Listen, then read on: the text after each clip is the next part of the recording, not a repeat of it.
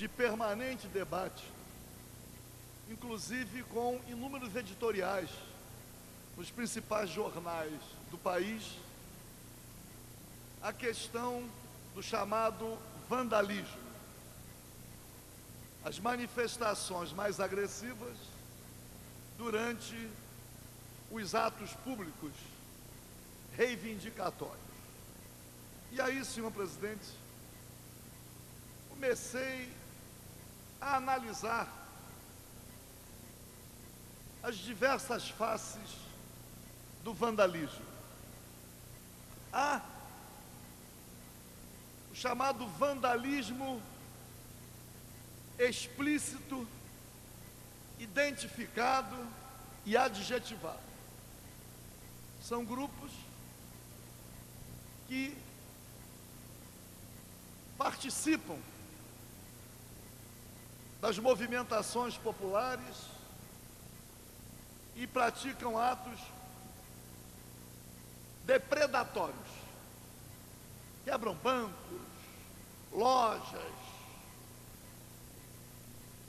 instalações públicas. Percebe-se claramente que há o objetivo claro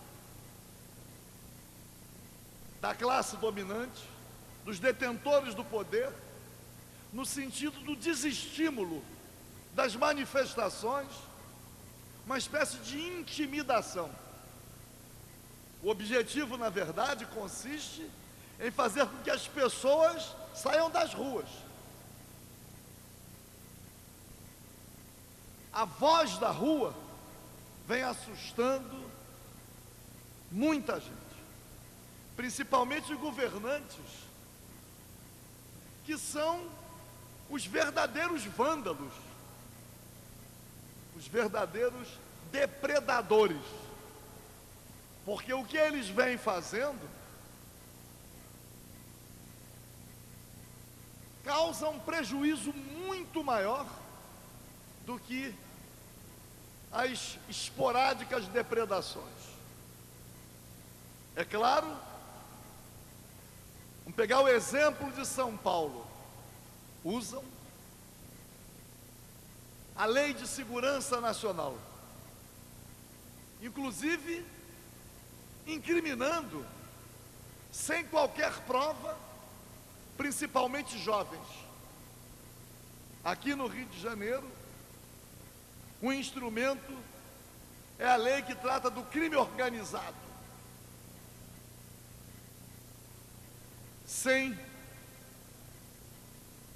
qualquer vinculação com o significado do crime organizado constante da lei.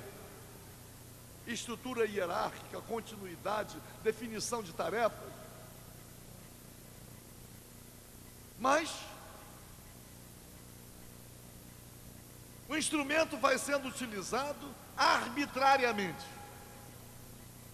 Muitos jovens presos, a quase totalidade beneficiada por habeas corpus, e a certeza mais completa de que os processos criminais não vão chegar a qualquer destino, a não ser a permanente ameaça.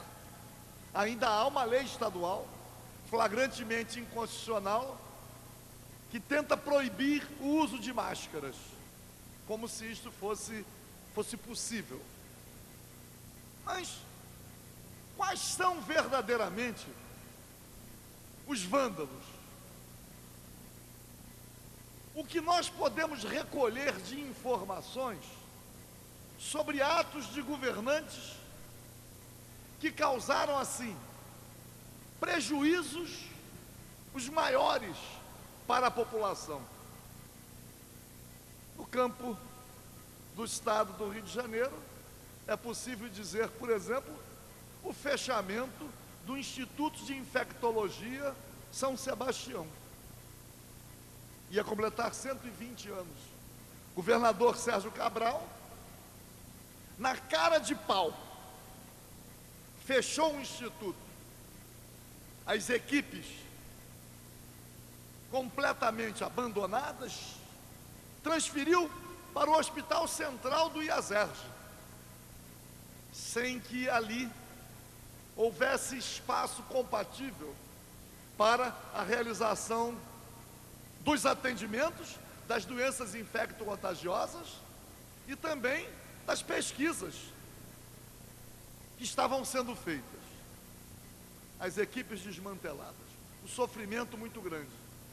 Mas a população prejudicada não consegue se manifestar. E o IASERJ Central? O IASERJ Central é um complexo hospitalar com 11 prédios. Demolido. E os equipamentos? E os aparelhos? Porque, mesmo enfrentando dificuldades, o IASERJ Central, na Praça da Cruz Vermelha, estava equipado.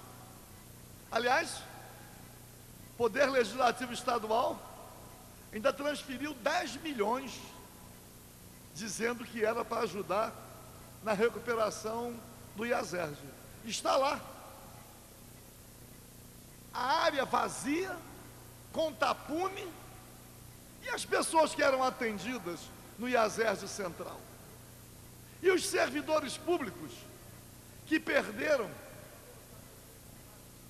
um hospital construído com o dinheiro do servidor. O vândalo Sérgio Cabral vai ser responsabilizado como? IASERJ Niterói, IASERJ Penha, IASERJ Madureira, IASERJ Gávea. Isto representa o quê em termos de vandalismo? Isto representa muito. Mas o vândalo é alcançado pela polícia? O vândalo é alcançado pelo Ministério Público? O vândalo é responsabilizado como? Pois não, deputado Gilberto Palmar? Deputado Paulo Ramos, Vossa Excelência, daqui de onde assisto, quase que parece fazer uma pergunta: quem são os verdadeiros vândalos no estado do Rio de Janeiro? Entendendo como vândalo quem agride a lei, quem depreda o patrimônio público, quem desrespeita diversos segmentos da população. Eu gostaria de acrescentar à lista de Vossa Excelência os grandes operadores de transporte do Rio de Janeiro. Daqui a pouco nós vamos receber aqui um grupo de idosos que vem aqui se manifestar contra a Rio Ita e uma série de grandes empresas detentoras de ônibus de passageiros, cuja maioria dos ônibus estão claramente sucateados, que encheram várias linhas apenas de ônibus de uma porta para agredir, para vandalizar o direito dos idosos, que com isso não conseguem fazer uso à gratuidade, 10 anos depois, completados dia 1º de outubro, de vigência do Estatuto de Idoso. Então, na relação de Vossa Excelência, eu me permito incluir como os verdadeiros vândalos os grandes operadores do setor de transporte do Estado do Rio de Janeiro. E nós podemos falar dos operadores das barcas, que agora vem fazendo propaganda no jornal, é a forma de pagamento.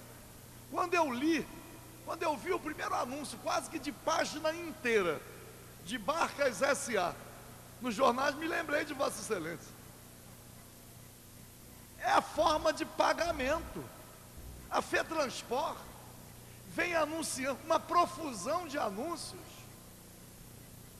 rodoviários muito bem vestidos, cursos de qualificação. Os rodoviários vivem um inferno, a dupla jornada. Mas a propaganda é uma forma de pagamento. E os trens urbanos? Os acidentes frequentes. População muito prejudicada. Metrô superlotado. Então, nós temos aí outros vândalos. E Vossa Excelência traz à luz. Mas o vandalismo, e aí, deputado Gilberto Palmares, eu tenho que fazer esse registro. Nós tivemos na semana passada, e vou concluir, um grande ato de vandalismo, que foi a privatização de 60% do petróleo na camada do pré-sal no Campo de Libra. O prejuízo que este ato causou, entregar, por que não ficar com 100%? Por que entregar a multinacionais 60% de um petróleo descoberto pela própria Petrobras, que tem tecnologia para exploração? E agora, aumentando para 30% a participação do capital estrangeiro no Banco do Brasil. Então, é o Banco do Brasil 70%, porque 30% nas mãos do capital estrangeiro. Tenho me reunido com frequência com os bancários do Banco do Brasil, e o Banco do Brasil vem perdendo a sua destinação social, vem sendo transformado num banco comercial como outro qualquer. E os seus servidores, os seus trabalhadores, o assédio moral, todo tipo de perseguição. Então, senhor presidente, é preciso caminhar para concluir, que haja a verdadeira identificação de quais são os vândalos e aquelas correntes que defendem um país soberano para ser socialmente justo. Elas precisam se mobilizar. Precisamos apresentar, já que o processo eleitoral já está desencadeado, é preciso apresentar ao povo brasileiro e ao povo do estado do Rio de Janeiro uma alternativa viável, responsável, comprometida com os interesses nacionais e com os interesses da população do estado do Rio de Janeiro. Concluo aproveitando nesse avalanche liberal do estado mínimo ou do estado nenhum, para pelo menos mandar o meu abraço de solidariedade aos servidores públicos, que ontem comemoraram o seu dia, o dia do servidor público, o dia do serviço público, a negação do modelo liberal. Portanto, senhor presidente, aqueles que estão no poder, detêm o poder e que fazem articulações as mais espúrias, governando contra os interesses da nação brasileira, contra os interesses do povo brasileiro, é preciso que saibam que a voz das ruas, com ou sem o vandalismo que eles atribuem, que a voz das ruas vai construir a verdadeira alternativa. Muito obrigado.